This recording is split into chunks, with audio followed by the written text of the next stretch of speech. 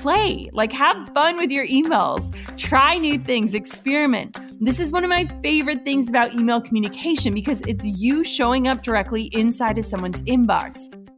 Hey, my name is Jenna Kutcher, and I am obsessed with all things business, marketing, numbers, and helping you to navigate both the messy and the magical seasons of this thing called life. I'm a small-town mama who took a $300 camera, grew a successful photo biz, and now I work from home and run a 7-figure online business. I teach you the tried and true secrets to building a career you adore. Shy away from the real talk? No way.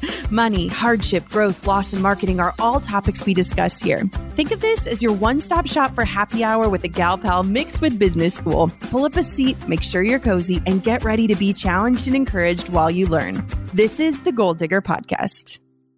I try to live without regrets, like you live and you learn, and boy, have I ever learned. I know I talk about it all the time, but it's because it's the thing I wish I would have known in my early entrepreneur days, that it doesn't matter what kind of business you're operating. It doesn't matter if you're a solopreneur, if you have a team of 20, it doesn't matter what kind of social media presence you have. The true power to harness your audience lies in email lists. Now, if you've been around here a little while, you already know my affinity for email marketing. But if you're new, hi and welcome. Email lists are kind of my thing. I really think they are the sexiest part of your marketing strategy and the piece of your business puzzle that tells me the health of your business. So if you haven't started, launched, served, or scaled your own email list, then listen up. Maybe you're thinking, but Jenna, I'm rocking it on social media. Or you're thinking, how could I possibly add one more thing to my already filled plate? Let's quick discuss why email lists matter. Your email list is your own space to speak one-on-one with your community. Unlike social media, where you A, don't own the platforms or the followers, B, can't be confident that your followers are even seeing what you're posting, and C, you have to hope and pray that people eventually click away from the social media scroll and onto your website, your offers, blog posts, or whatever you're trying to push them to. Now, on the other hand, your email list offers you these opportunities for sweet and direct conversations with the people who are most interested in your brand and what you have to offer. And I don't care if you have 100 subscribers or 10,000, those people, they opted into your list for a reason, and they're who you want to nurture and serve and pay attention to most earnestly. Like, mark my words. But what if you're still finding your stride with your email list, or you've taken an accidental hiatus and your list has gone a little stale? Or maybe you're addicted to checking the numbers after sending out an email and womp womp, the love letters that you're crafting just aren't converting, or you're getting hung up anytime someone unsubscribes from your list. Today, we're going to talk about one of the most integral parts, which is getting your email list read.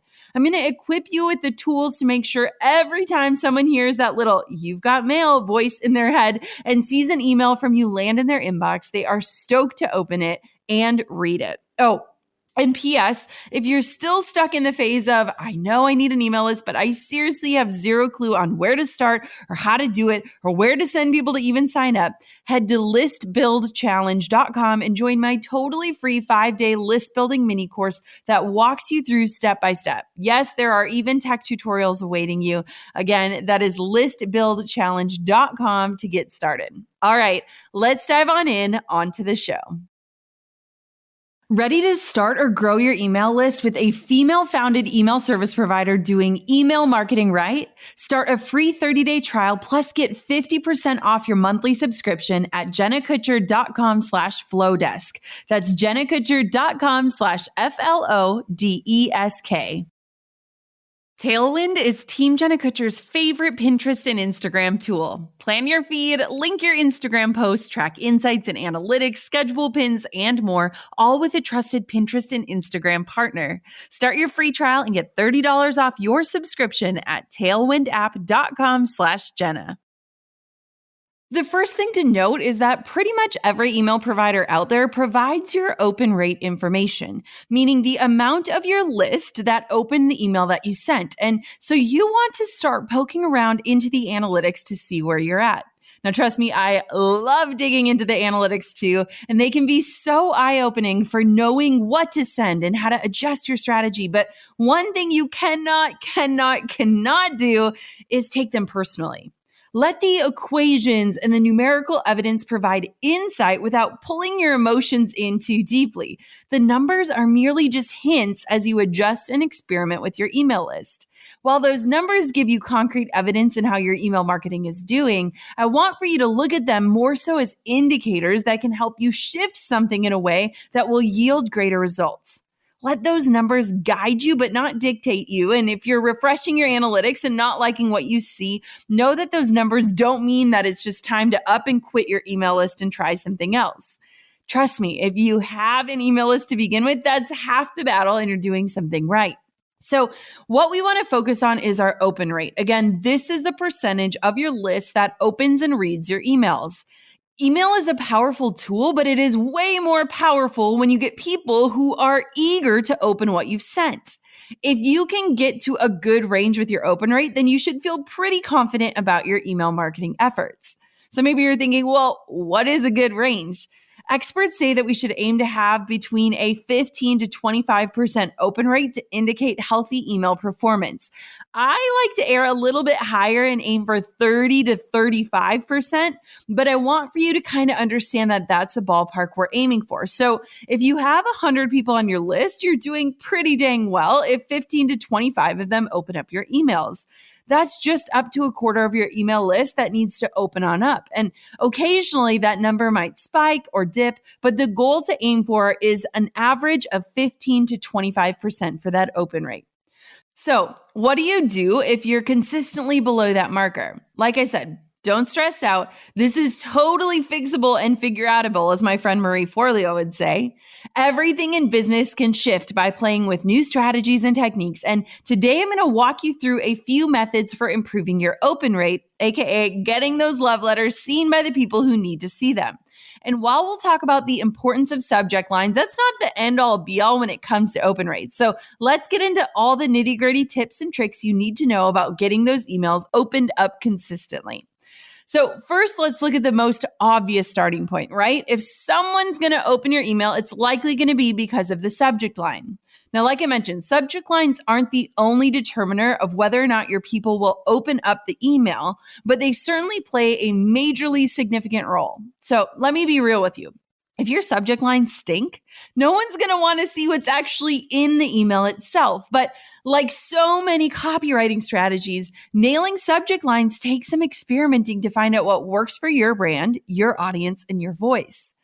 The expert marketing platform and education service HubSpot shared this article that said that 35% of email recipients open emails based on the subject lines alone. What's more, emails that use the first name of the recipient in the subject line have higher open rates than those that don't. And 56% of brands that use subject lines with emojis have higher open rates. So funny, right? But it makes sense when you think about it. Our eyes are drawn to two things, especially in such a word-heavy platform like our email inboxes. And those things are images and our own name. We love personalization, and it feels like a more intimate exchange when our name is being used. I mean, if you see a subject line with a dancing lady emoji and your name included, your eyes will naturally be drawn to it and immediately feel more inclined to open the email because of that personalization and the fun details. So no, you don't have to be an expert copywriter to come up with incredible subject lines. You just want to play with these two ideas and see what happens. As for the actual verbiage of the subject line, I found that intrigue works best. We as humans, we're curious by nature. Don't give away everything in this little preview of what's inside of the email, but use the subject line as a hook that will make your subscribers want to click open and see what's coming. These are similar techniques that we use for podcast episode titles and for blog titles. You want to use that same strategy throughout all of your marketing efforts, and the same goes for subject lines. Some good ways to do this compellingly is to ask specific questions like, hey, first name, did you know this about your Enneagram type? Or to tease what's inside of the email with the subject line like, you'll never believe what happened to me last Friday, or my husband actually asked me this question. Leave a little mystery, have fun with them, and don't overthink it. When I'm super stumped, I'll write the full email itself and leave the subject line for last, and then I'll ask myself, what would I want to see in my own inbox that would make me want to open up and read it based on what I'm delivering in the actual email copy? You don't have to have some crazy formula, though there are certainly some amazing ones out there. You just need to know your audience well enough to know what their likes and interests and intrigues are, and then work on using those as the hint to build up that suspense. On the topic of the subject line, a strong intro line to the email is vital. So the first line of the email is what shows up as a preview of the email. You know, that line that appears right after the subject line when you're looking at your inbox. So while a lot of weight is carried in the subject line, that very first sentence is equally as important, if not more important, and acts as almost this secondary subject line if you think about it. So many people forget that we all get this little preview here, and this is word real estate heaven. Just like you want to create some mystery and fun in the subject line, you want to keep that going into the intro. Ask an interesting question, lay the groundwork for a crazy story, or call out something important that readers need to know. So many people waste this opportunity here, and they just kick an email off that feels so generic, it's obvious that it's a mass email. These first 20 to 24 words will show up as a preview if someone checks their email on a desktop. So you want to make sure that this precious real estate makes someone want to open up and see what else is inside. Now, while we're talking about what's inside, I just want to share a pro tip that many people forget, is that you want these emails to feel personal. Just as someone loves to see their name in a subject line, we want this connection point, this interaction that can feel one-to-one, not one-to-many. So practice writing to just one person, not just in this part of your email, but in all of your email copy, and make it as personal as you possibly can. Make it feel like it's handwritten to one person and that you couldn't help but share this detail or story with them in mind.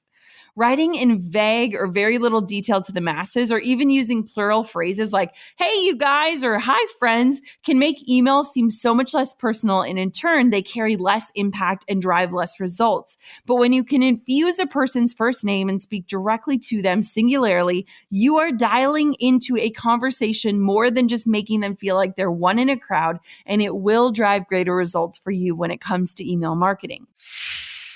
Is Pinterest a part of your business marketing strategy? If you're like, well, Jenna, it would be if I had the time to actually pin anything, then I have to introduce you to my favorite Pinterest tool, Tailwind. Start your free Tailwind trial and get $30 off your subscription at tailwindapp.com/Jenna.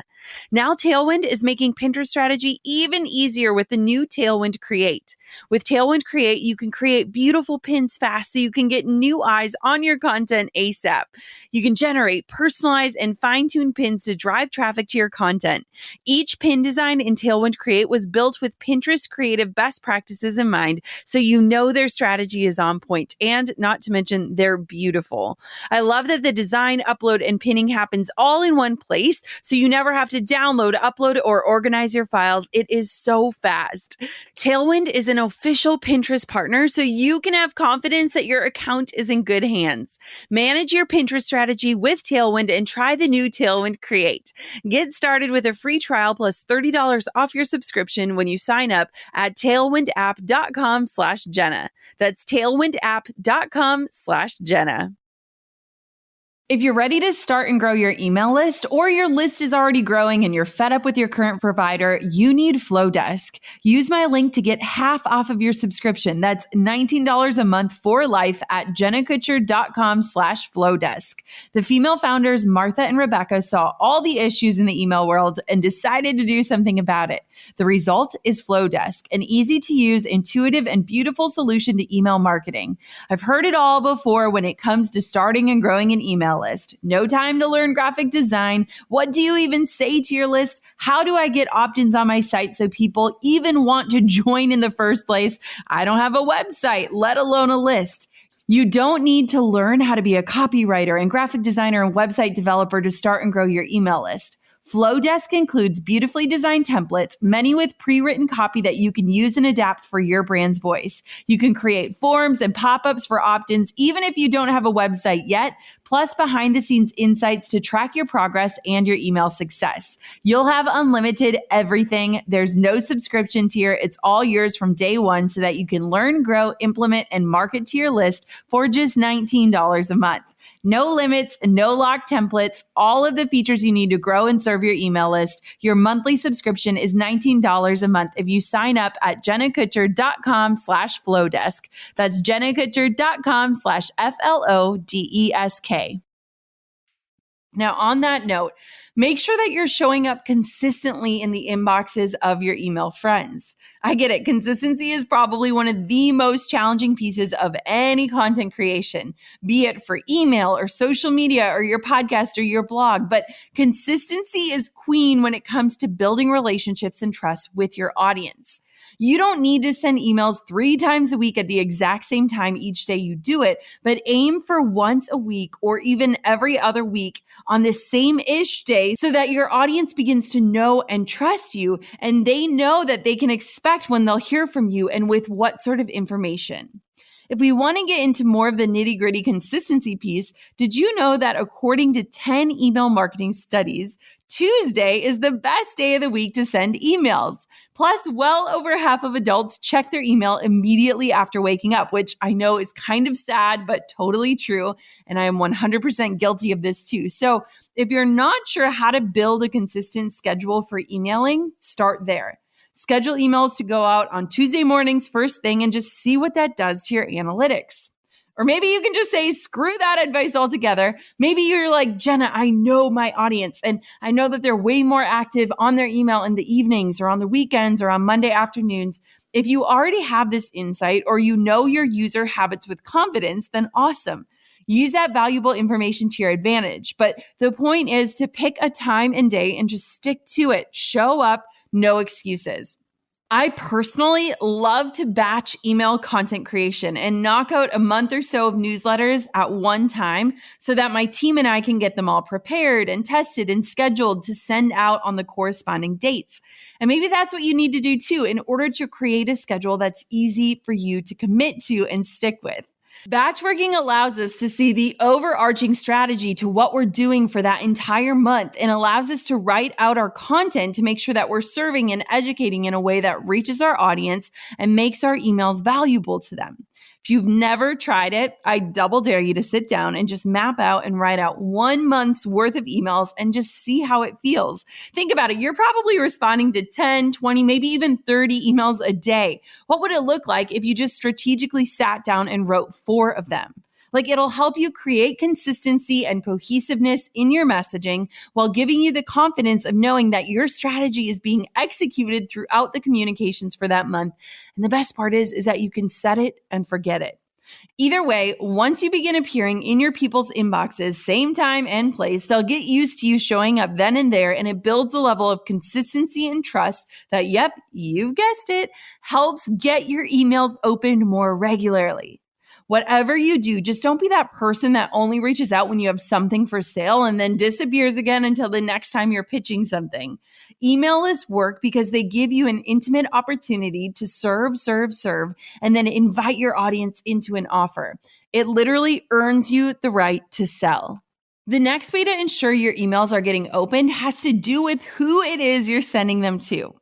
My question for you is this: is your email list segmented? Meaning, do you know what your subscribers are interested in? Do you have separate categories that tell you what someone signed up for, thus what they are likely curious about or wanting to learn more about? These are called segments, where you have these little internet containers for who's who on your email list. If every single email you write goes to every single person on your list, your open rates will likely suffer.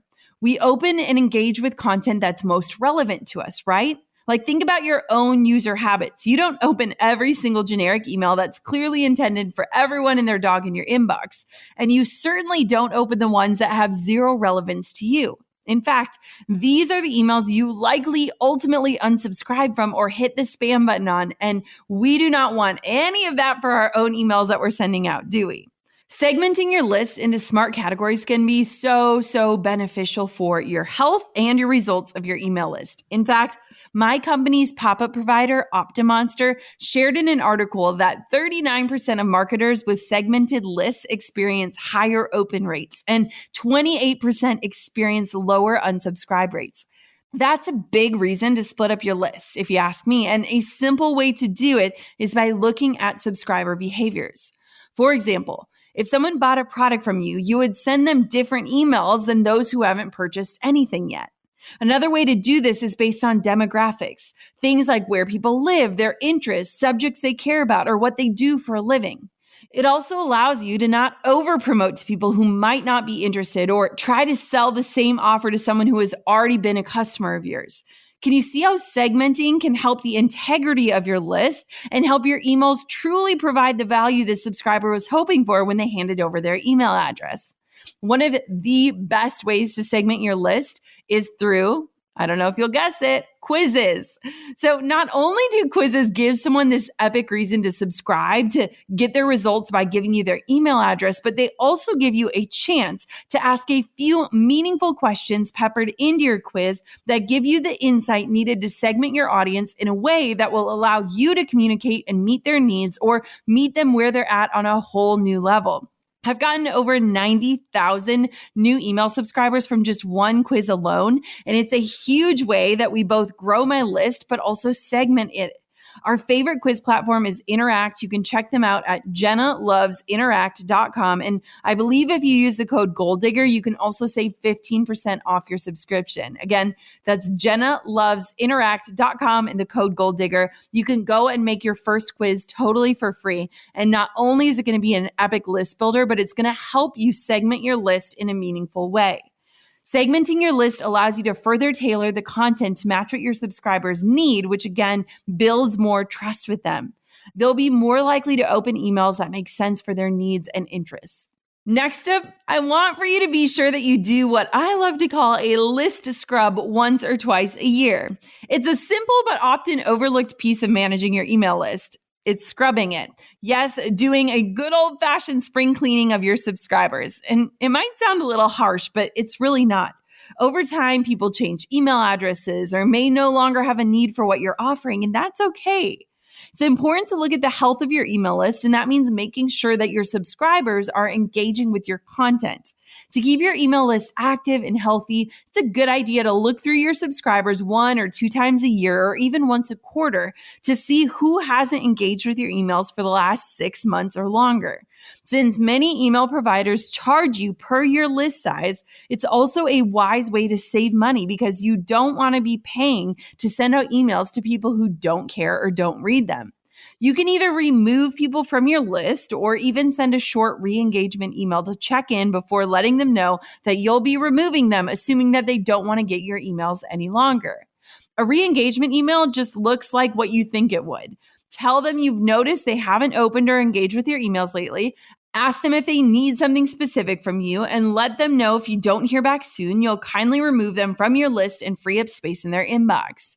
You can also send out a survey to these cold subscribers to see if there's something you're missing or if you'd rather just delete them right off of your list. It's totally personal preference here, but the point is to only keep active, interested subscribers on your list, which will definitely boost your open rates and the overall health of your email list. Now, finally, do not be afraid to get creative sometimes and keep things super simple other times. Look, there are truly no hard and fast, one-size-fits-all rules for sending successful email campaigns. There are suggestions like using emojis in subject lines or sending out your emails on Tuesday mornings, but at the end of the day, you know your audience best. You know what they like, what annoys them, and what they need. So sometimes that might mean a plain text email with no graphics or visuals, just a personalized love note to drop a word of encouragement or ask a question. Or other days you might want to throw in hilarious friends gifts or a video of your latest project. As a related side note, remember that preview text that we were talking about earlier? try not to lead your email off with a graphic because sometimes email providers show up in inboxes with a tag that leads off saying contains image, or a preview of your image number will show up instead of words that let someone know why they should open up. So just be aware that when your emails have any sort of visuals, sometimes those previews can make people assume they're spam. So if you're a GIF lover or an always photo share, just try dropping them out occasionally to see if your open numbers or results improve.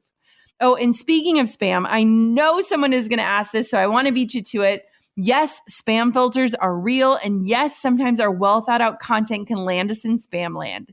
It's something that we try to avoid at all costs. So I thought I'd share that we use this program. It's called Glock Apps, Glock Apps, that tests our emails for deliverability to help us not land in spam filters. And it offers recommendations on swaps to make in order to get your emails open. So it'll have flags that'll tell you if you remove this part, it'll actually get your email opened more. So if you suspect that you've gotten a problem with landing in a lot of your subscribers' junk folders, it may be worth looking into. And I know that they do offer a free trial for new users. It could be a good way to just gain some insight and knowledge and see the recommendations for your emails, or just learn a few new tricks of the trade. Even if you only use it for a short period of time, I'm sure that you'll learn something new. The last thing I want to encourage you to do is just play, have fun with your emails, try new things, experiment. This is one of my favorite things about email communication because it's you showing up directly inside of someone's inbox. You don't have to worry about everyone in the world seeing your experiments like they would on social media, just people who already know, trust, and engage with you regularly. We actually did this 3-part email series during a launch earlier this year, and it was a totally new method for me. I sat down and wrote out this juicy story about something that had actually happened and dripped it out over the course of 3 emails, with each one ending in a sort of cliffhanger. Because we've never tried it, I wasn't really sure if my audience would love or hate it, but that's the beauty of testing. And spoiler, people loved it, and we got tons of responses each day begging for the next bits of content, and our open rates totally went up. So don't be afraid to try things out. Be willing to make mistakes. Let the results speak to you and allow you to pivot, tweak, or get creative. You can gauge the response and figure it out as you go. So there you have it, a deep dive into open rates. I hope you learned something new today when it comes to getting your emails read. Don't be afraid to stray from the status quo. If you always use the same template or format in your emails, switch it up. This is my permission. If your emails take forever to prep because they're so graphically complicated, try sending out something silly simple and see how it does. Most importantly, keep in mind that people want to feel heard and want to feel like they matter. If you can consistently create that feeling with your subject lines and content matter inside of the emails, you'll gain that trust from your subscribers and they'll want to open your emails again and again. Now, I feel like it'd be a rookie mistake here to not invite you onto my list after all this hype. So if you want to get my little notes each week and you want to check out that quiz that got me 90,000 leads, head to secretsaucequiz.com and you can take my quick and free quiz to figure out how you can own your awesome. And that'll get you on my email list so that you can study what I do so that I can drop into your inbox excitedly each and every single week. Again, that is secretsaucequiz.com. Thank you so much for listening to another episode of the Goal Digger Podcast. Until next time, keep on digging your biggest goals. I'm over here giving you a virtual high five because you just finished another episode of the Goal Digger Podcast. Did that go by way too fast for anyone else? If you want more, head over to goaldiggerpodcast.com for show notes and all the discount codes from today's sponsors. And if you're looking for a new crew of movers and shakers like you to bounce ideas and ask questions, be sure to join my exclusive community for Goal Diggers on Facebook. The link's waiting for you at goaldiggerpodcast.com.